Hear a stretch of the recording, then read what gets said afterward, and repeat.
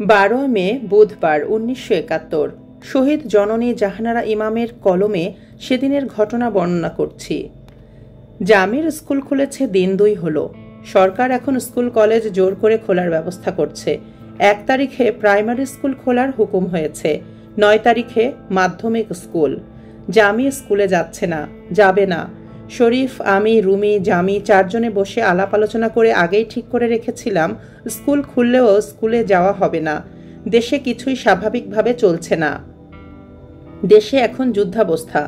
দেশবাসীর ওপর হানাদার পাকিস্তানি জানোয়ারদের চলছে নির্মম নিষ্পেষণের স্টিম রোলার।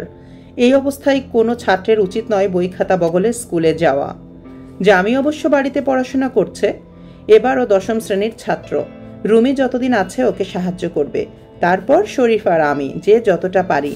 জামি তার 2-3 জন বন্ধুর সাথে ঠিক করেছে ওরা একসঙ্গে বসে আলোচনা করে পড়াশোনা করবে। এটা বেশ ভালো ব্যবস্থা, পড়াও হবে, সময়টাও ভালো কাটবে। অবরুদ্ধ নিষ্ক্রিয়তায় ওরা হাঁপিয়ে উঠবে না।